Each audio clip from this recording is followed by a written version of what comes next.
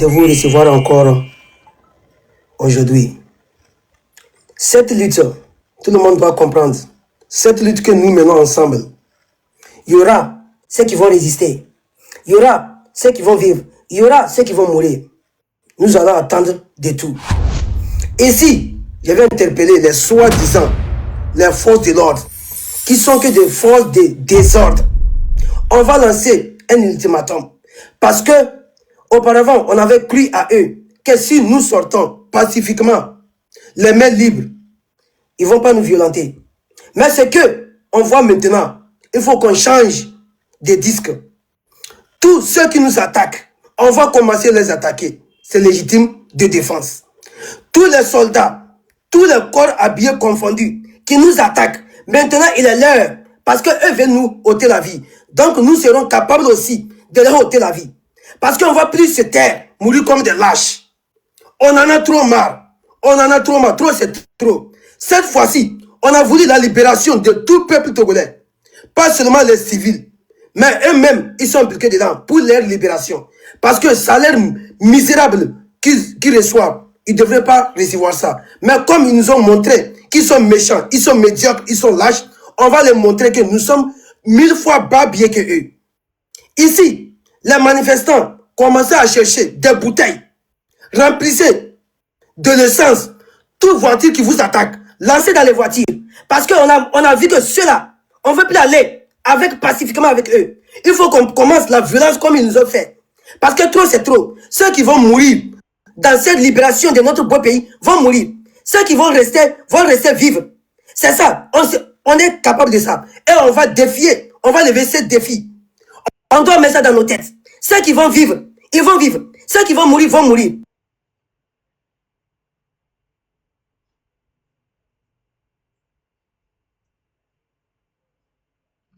De lundi, du nord au sud, de l'est à l'ouest, il n'y aura plus l'ouverture de l'école. Toutes les écoles doivent être fermées jusqu'à ce que nous trouvons notre libération. Jusqu'à ce que le sanguinaire dictateur Faure Gnassingbé, il descend du pouvoir. Parce qu'il a été incapable depuis 2005 jusqu'à aujourd'hui. Il est venu dans le bain de sang. Jusqu'à aujourd'hui, il est en train d'entretuer. Il massacre le peuple togolais. On ne sait pas de quoi il est capable. C'est un incapable parce que cette fois-ci, on ne va plus tolérer. Et les hommes de Dieu, les pasteurs, les imams, les féticheurs, c'est que vous êtes capables, vous montrez les gens. La nuit, vous ne laissez pas les enfants d'autrui dormir. Mais aujourd'hui, vous avez montré que vous êtes des lâches. Vous avez montré que vous êtes des idiots. Vous êtes des incapables. Les six, on devrait voir votre capacité d'aider cette jeunesse qui sont descendus dans la rue. Mais ce que vous faites, c'est la nuit, déranger les sommeils des gens. Moi, je vous ai dit, moi, je sacrifie ma vie. Parce que moi, ma vie ne vaut pas mieux que la vie des jeunes qui sont aujourd'hui dans les rues. Moi, ma vie ne vaut pas mieux. Si aujourd'hui, je suis vivant, mon devoir, c'est de les encourager, de les appuyer, de les encourager, de les donner la force de continuer. De les continuer. Mais vous nous avez montré encore que vous êtes des lâches. Mais avec vous ou sans vous, notre pays, le Togo, serait libéré. Serait libéré sans vous ou avec vous. Parce que Dieu serait toujours côté du peuple. Parce que Faure Gnassingbé, c'est pas à cause de cet individu. Parce que lui, sa vie ne va pas mieux que les 9 millions résidents au Togo, ni les 9 millions dans la diaspora. La vie de Faure Gnassingbé ne va pas mieux. Donc, si aujourd'hui, la force de l'ordre, vous êtes incapable de sécuriser le peuple, que vous sécurisez un seul individu, les pouvoirs d'un seul individu, vous allez payer ça. Et on vous en donne encore. Si vous ne laissez pas les jeunes manifester leur mécontentement avec ce sanguinaire et vous hasardez, préparez-vous que dès vos sorties là, prenez vos familles avec vous. Sortez avec vos familles. Sinon, dès vos retours, vous n'allez pas retrouver votre famille. C'est ce qu'on va commencer. Là, ça va vous donner la conscience de rester avec vos familles. Ça va vous donner conscience de rester avec vos familles. Parce que nous, on va plus se taire. Voir nos peuples mourir comme des lâches. Nous ne sommes pas des lâches. On veut mourir avec la dignité. Nous enterrer avec la dignité. Parce que trop, c'est trop. Si vous ne voyez pas au Mali, au Burkina, en Côte d'Ivoire, comment les militaires vivent, le salaire qu'ils reçoivent, mais vous avez accepté de vivre dans ces misérables, dans cette pauvreté. Aujourd'hui, nous mourons pauvres et on nous enterre sur les mines. Comment est-ce que vous attendez? Comment est-ce que vous attendez? Vous maltraitez, vous menacez les enfants d'autrui, vous les frappez, après avoir fini, vous rentrez chez vous paisiblement, regardez les télévisions, regardez sur les réseaux sociaux les enfants que vous avez frappés. Est-ce que ça vous plaise? Est-ce que vous arrivez à regarder vos femmes? Est-ce que vous arrivez à regarder vos enfants? Et vous allez penser que si c'était vos enfants qu'on faisait ça. À l'heure actuelle, on vous parle. Les enfants de vos hauts gradés, les enfants des ministres, les enfants des choses, des présidents, ils sont en Occident. Ils se font soigner. Ils partent de grandes écoles. Au même moment, vous, vos enfants, regardez les conditions de vos enfants. Regardez les conditions de vos enfants. On vous dit de désobéir. De désobéir vos chefs et obéissez le peuple, vous refusez. Mais cette fois-ci, on va vous laisser. Cette fois-ci, zéro tolérance. Zéro tolérance parce que les jeunes qui se battent au front, qui se battent contre vous, ils veulent la libération de leur pays, ils veulent la libération de vous-même. Et je reviens ici encore. Les artistes qui font, qui annoncent pas, que Dieu vous maudisse. J'ai prié à Dieu que Dieu vous maudisse. Parce que si vous croyez que vous êtes star, que vos vies valent mieux que nous, jamais, au plus grand jamais, vos vies ne valent pas mieux que nous. Avec des salaires minables. Parce que c'est le peuple qui font écouter vos musiques. Ceux qui payent vos musiques. Parce que c'est la diaspora qui paye vos tickets pour vos concerts. Mais vous avez montré vos incapacités d'être auprès de ce peuple. Donc, on lance une opération ici. Aucun mouvement encore. Tous vos concerts que vous allez organiser, on va boycotter ça. Personne ne va plus payer vos musiques. Personne ne va payer les tickets pour vos concerts. Parce que vous avez montré une fois encore que vous êtes des lâches, vous êtes des idiots, vous êtes des incapables.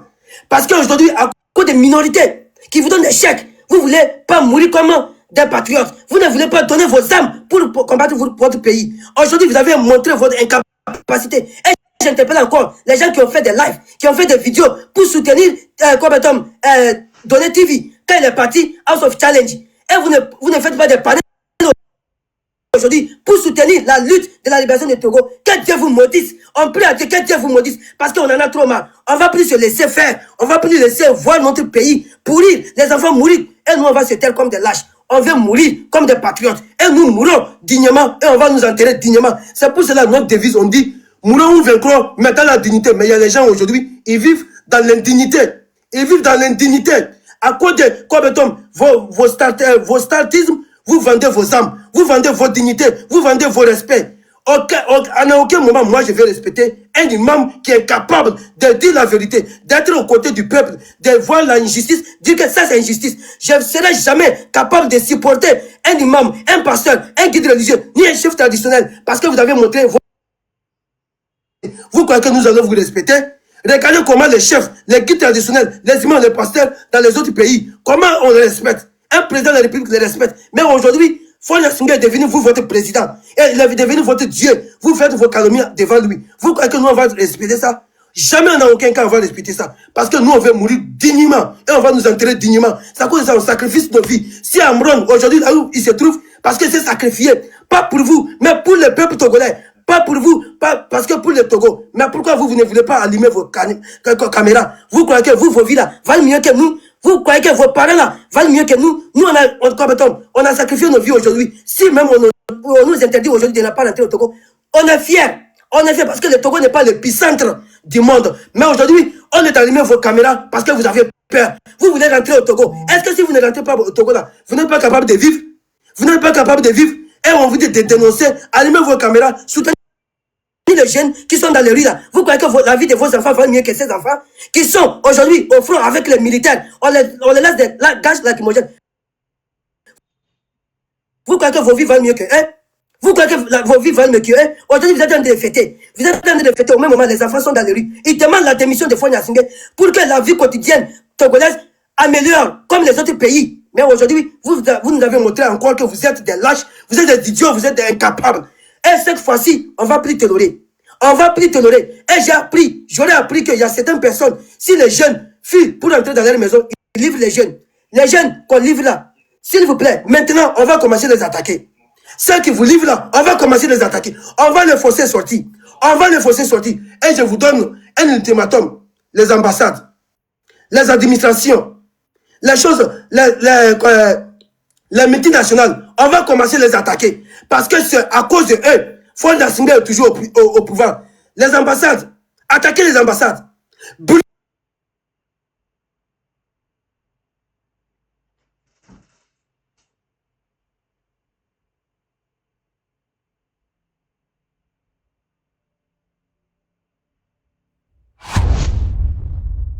les enfants. Les marchés, s'il vous plaît, ne brûlez pas. Les parents des gens, s'il vous plaît, les boutiques des gens, ne brûlez pas. Mais les ambassades, les multinationales, les ambassades, les multinationales, les administratifs, et les choses comme et les militaires, leurs maisons, cibler leurs maisons, cibler les maisons des ministres, on va nous faire attendre. Ces pays, les Togo, on va rendre ça ingouvernable. Mettez ça dans vos têtes.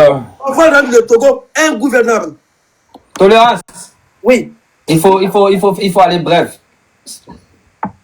Comme il y a beaucoup de monde, comme ça, on partage la parole à tout le monde. Merci.